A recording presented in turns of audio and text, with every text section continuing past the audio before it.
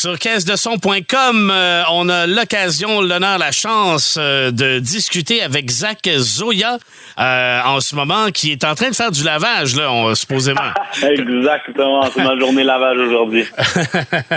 Voilà, la vie de tournée, on n'y échappe pas, ça va très bien. Zach, écoute, tu es en nomination, entre autres, cette année au Gala Dynastie pour artiste ou groupe musical anglophone de l'année, également artiste ou groupe musical de l'année qui s'est illustré le plus à l'international. Comment tu reçois ces nominations? Ben écoute, ça fait toujours vraiment plaisir quand tu as du love des communautés locales, c'est des organismes locaux. C'est le fun des fois ça montre que tu travailles dans la bonne direction. C'est toujours le fun. Le Gala Dynastie, surtout ces temps-ci, là, les gens remettent en question la pertinence des galas, les codes d'écoute, tout ça. Est-ce que les galas sont encore nécessaires? Mais un gala comme le Gala Dynastie, je pense que c'est pleinement pertinent. Là. Ça fait rayonner toute une communauté au Québec et ça met le spotlight également sur des artistes qui auraient peut-être pas tant de visibilité que ça. Là. Ben 100%. C'est effectivement un bon point, puis c'est une vraie observation de dire que les codes d'écoute, même aux Oscars, les Grammys, ça commence à descendre. Ouais. Mais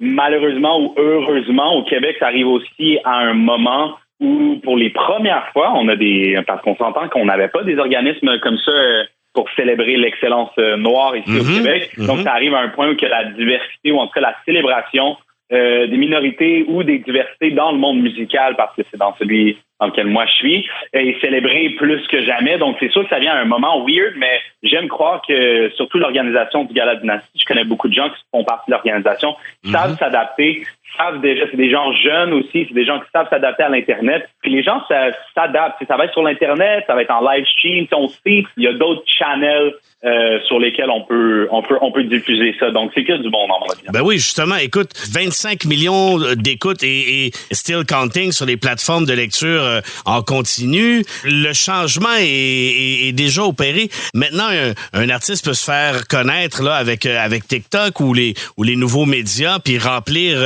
un Club Soda, un Métropolis. Là. Ouais, je pense que est-ce que je crois encore aux médias traditionnels? Ouais. Bien sûr, dans le sens où je pense pas que des monolithes comme ça perdent leur leur relevance, leur importance du jour au lendemain. C'est quelque chose de très graduel. C'est quelque chose, c'est une manière de, non seulement c'est ce qui était là avant, mais c'est une manière de connecter avec d'autres générations aussi. Moi, je veux pas nécessairement juste parler aux gens. C'est le fun d'aller parler à d'autres gens qui sont potentiellement, peut-être qui t'entendent pas, justement, sont peut-être pas sur les réseaux, sont pas sur les mêmes réseaux que toi. Moi, ce qui est drôle avec ça, c'est quand je fais des apparitions à la télé, à la radio, c'est souvent les parents, c'est souvent les oncles, les tantes qui m'en donnent des nouvelles, qui me disent « Ah, c'est le fun, on t'a vu sur ça ». Quand eux, peut-être que forcément, ils sont peut-être pas sur les réseaux, peut-être qu'ils suivent pas mon cheminement. Donc, ça garde certaines personnes au courant. Je pense que c'est super important encore. C'est des changements qui se font progressivement. Les institutions, ça change pas du jour au lendemain. Donc, je pense que c'est important de garder ça en tête quand on parle surtout du fait que c'est les médias traditionnels, ça commence à changer. Tu es originaire de Rouyn-Noranda. On parle de radio, on parle des médias sociaux. C'est souvent maintenant la clé, c'est l'influence. Quelles ont été, toi, justement, tes influences? Au niveau musical, c'est sûr que je dois dire Steve Jolin, qui est le président de 7e ciel, qui vient aussi de Rouyn-Noranda. Donc, clairement, lui a été il m'a suivi depuis quand même le début de ma carrière. Il m'a amené beaucoup de structure, beaucoup de sagesse. Il m'a donné beaucoup de leçons dans ce milieu-là, puis il continue de m'aider à ce jour. On travaille encore ensemble. Donc, clairement, il faudrait que je mentionne lui. Puis, il y en a énormément. Moi, je pense que je me trouve très choyé d'avoir eu énormément de support. Je pense à d'autres artistes. Je pense à La Claire Ensemble, qui m'ont montré du love au tout début de ma carrière. Je pense à Corias, qui m'a toujours montré du love. Je pense à Charlotte Cardin, qui m'a amené en tournée avec elle l'été passé. J'en manque, là, il y en a énormément. Puis d'un côté musical, je vais aussi dire mes parents, parce que c'est eux qui ont insufflé en moi l'amour de la musique. Il y a une légende urbaine, supposément qu'il n'y avait aucune télévision, aucun téléviseur à la maison quand tu étais plus jeune. C'est vrai, ça, ou? Exact, ouais. La légende est vraie. La légende est vraie. Il n'y avait pas de télé, il n'y avait pas d'ordinateur. Jusqu'à temps que... En fait, il n'y a toujours pas de télé. On a eu un ordinateur quand c'est devenu essentiel pour l'école. Je pense que je devais être en secondaire 3 à peu près. Les iPads étaient sur l'écorce de boulot à Rouyn-Noranda. Exactement. Ça doit développer aussi une curiosité. Une bonne partie de la vie, c'est de se désennuyer ou c'est d'occuper son temps de la meilleure façon possible. Ben 100%, tu me voles les mots de la bouche. Moi, c'est ce que je dis tout le temps. En fait, le fait, puis c'était pas que c'était plate, mais le fait qu'il faut être proactif avec le divertissement plutôt que d'être passif et de se faire nourrir, tu sais, à la télé ou quand il y a du contenu, des vidéos, des films sur l'internet, c'est très passif comme mode de désennui, de divertissement, tandis que moi, ce à quoi j'avais accès, c'était quand même très proactif. C'était beaucoup de lecture. Oui, il y avait la musique qui est quand même passif, mais c'est surtout des trucs qui forcent à penser outside the box, à te désennuyer par toi-même, mais activement. Donc, ton seuil de tolérance pour l'ennui, puis l'effort devient différent. Tu sais, si t'es habitué d'avoir tout de suite quelque chose qui peut te distraire en 5 secondes, mais c'est dur de rester sur une idée pendant 2 heures. Puis moi, c'est comme ça que j'écris des chansons. Faut que tu sticks sur une idée pendant 2 heures, peut-être 3, peut-être 4, peut-être une demi-journée. Fait que c'est important d'avoir cette discipline-là. Le thème du gala Dynastie de cette année, la phrase thème de la 7e édition, c'est « I am power ». Qu'est-ce que ça représente? Qu'est-ce que ça fait résonner chez toi? Ben pour moi, c'est de se célébrer. Ça en revient à si on trouve qu'on se fait pas donner nos fleurs, ben donnons-nous-les fleurs. On va se les faire pousser les fleurs, là, puis on va se les donner à nous-mêmes. Des fois, on focus souvent sur qu'est-ce qu'on a à corriger, puis pas sur ce qu'on fait de bien. C'est vrai. Et je pense que ça, c'est un bel exemple de comme des fois, c'est de là que ça part, c'est ton sentiment d'appartenance, ton sentiment de confiance en toi, de que tu fais la bonne chose, que tu es bon à ce que tu fais. Mais il faut qu'il sorte de quelque part. Puis des fois, si autour de toi, les gens, ils disent pas nécessairement, ben, dis-toi là toi-même, dis-le aux gens autour de toi qui font partie de ta communauté. Puis c'est tout à fait en accord avec ton hippie.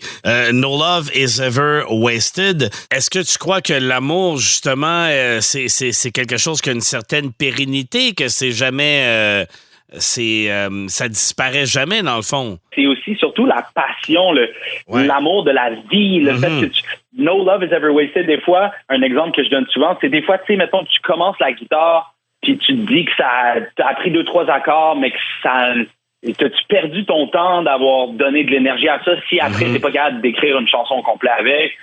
Si tu commences à peindre, tu sais, j'ai eu beaucoup de passion passagère que j'y touche un peu, puis après il traîne dans le fond de mon garde-robe ou whatever. Puis ce que je suis en train de me dire, c'est que non, tu sais jamais où est-ce que les 2-3 cordes de piano, chords de piano, les 2-3 accords de guitare que tu as appris, tu sais jamais quand est-ce que ça va te servir, ça devient utile.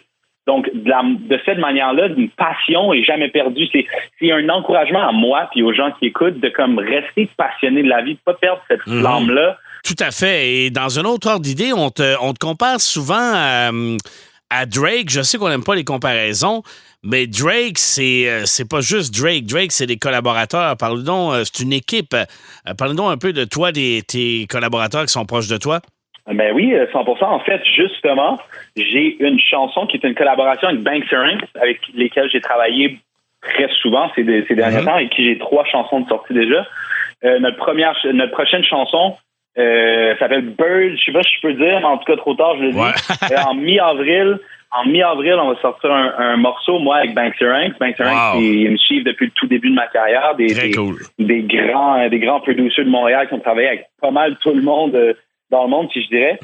C'est ça, je travaille beaucoup avec eux. Je travaille aussi beaucoup avec mes collaborateurs, mes amis proches, Soran, Nico, Yuki Dreams Again, qui sont mes amis avec qui je m'en vais peut-être chez eux ce soir. Là. Puis on fait quand même beaucoup de musique avec eux. Mon dernier morceau, mon dernier EP, en fait, a été produced, engineered par ces 3 gars-là en majorité. Donc, je te dirais que j'ai quand même une petite équipe. Je vais pas te mentir, je garde ça...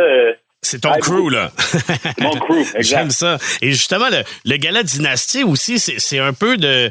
C'est célébrer, oui, OK, il y a des prix, il y a des gagnants, tout ça, puis comme dans tous les galas, mais c'est aussi, comme tu te parlais tantôt, de célébrer le côté... On est aussi fort qu'une communauté, dans le fond, qui s'épaule, non? Ouais, 100%. Et si on fait le lien avec ton EP No Love is Ever Wasted avec I Am Power du gala Dynastie, dirais-tu que Love is Power? Bonne question. Entre l'amour et le pouvoir. J'avais écrit une métaphore, une petite analogie. Love is definitely power. C'est littéralement de l'énergie que tu put into the world. Mm-hmm. Je ferai un lien. Puis c'est un peu, c'est un et la one and the same thing. If you say power, one of the best ways de montrer, comment tu dirais, de manifester du pouvoir, c'est à travers de l'amour. Là, on parle justement dans le cadre du Gala Dynastie, mais c'est juste de l'amour qu'on est en train de se donner dans la communauté. C'est de se célébrer littéralement. C'est littéralement de l'amour au sens le plus propre du mot. Donc, oui, clairement, il y a un lien. Cet amour-là est jamais perdu. Tout est dans tout, comme on dit. Exact. Hey, Zach Zoya, merci beaucoup de ton temps. Vraiment, un artiste complet, multidimensionnel. On a vraiment hâte de te voir dans les divers festivals cet été. Et bonne chance pour tes nominations au Gala Dynastie. Le volet culturel, c'est le 1er avril. Et c'est animé par Preach. Je crois que tu connais bien aussi. Ben oui. Petit monde. Monsieur Zach Zoya, mesdames et messieurs, merci beaucoup de ton temps et puis on te souhaite un bon gala, bonne tournée, bon été et continue de spread the love. Merci encore. Yes, merci à toi, Nicolas. OK. Caisse de son.com